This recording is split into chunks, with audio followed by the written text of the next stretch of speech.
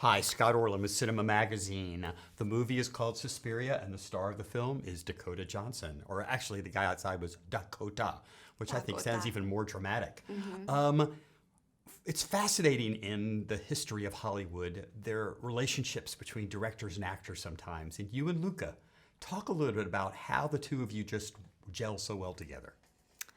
It's I feel so lucky. Um, I just we just love each other and respect each other and trust each other, and I want to be good for him, and I think he's brilliant, and I think. I don't know. I think that kind of lays the groundwork. And he also respects me and as an artist and as a person, and that just allows us to have a really great collaboration. But we also, the second we're together and working, we just run. It's perfect. And I think he's probably a director that takes you a little bit out of your comfort zones. And in this movie, I am going to presume that you are not that experienced of a dancer as we see in the movie. So, what was that process like for you to learn that? And did it bring out something creatively in you to go through that? Well, okay, so I danced when I was younger for like, after school and on the weekends for about 10 years. Well, on and off. And but it was very traditional. It was, ballet and jazz and tap and whatever, the Nutcracker and whatnot. Not that that's like whatever. It's very serious shit.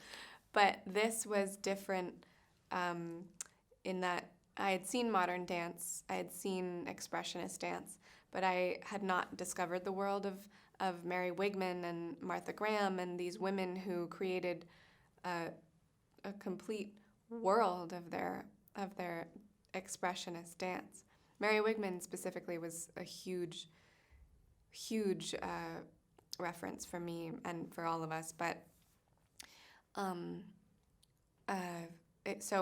it began with a lot of references sent to me from Luca and films like The Red Shoes and a lot of work by Pina Bausch.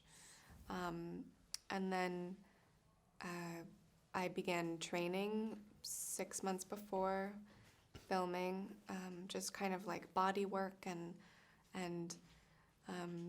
figuring out how a young Mennonite girl with no real professional training could get to this level of performance while then turning up to a dance academy.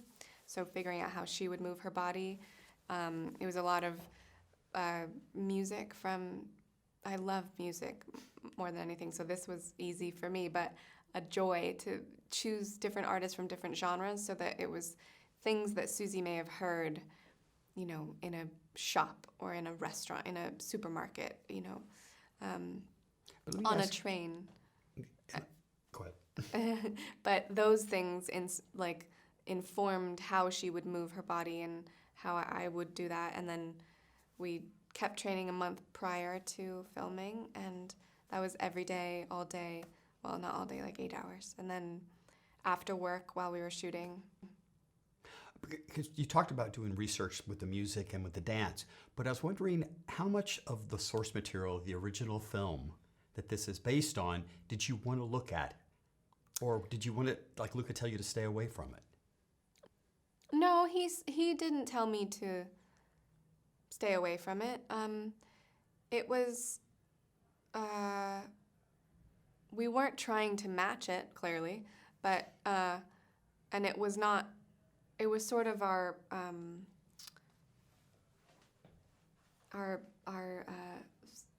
what do you call it? Not a syllabus, but like I don't know the word for it. This incredible, inspiring story that we saw that wanted to Get make it a into the different whole way. mythology of the witches and the covens and things like that, because some people that's just foreign territory. Yeah, I love it. I love it. I think it's so interesting. It's like mystical, mysterious, energetic, powerful. I think, you know, witches are people who harness their power. Anyone could do that. I mean, it's not. It's emotional. It's Strong women. it's being connected to yourself and to energy and to people and connecting, and that's, I mean, they used to call any woman who spoke out a witch. People with blue eyes, people who were left-handed. You know, it's like anything that's not normal. But I definitely did a lot of research on covens, and one of my favorite films when I was a teenager was The Craft. It's like, this is right up my alley. It ticks all the boxes. Well, you have blue eyes, but I'm not going to accuse you of being a witch. Dakota Johnson, thank you so much as always. It's such a Thank pleasure. you. And this is Scott Orland. Until next time.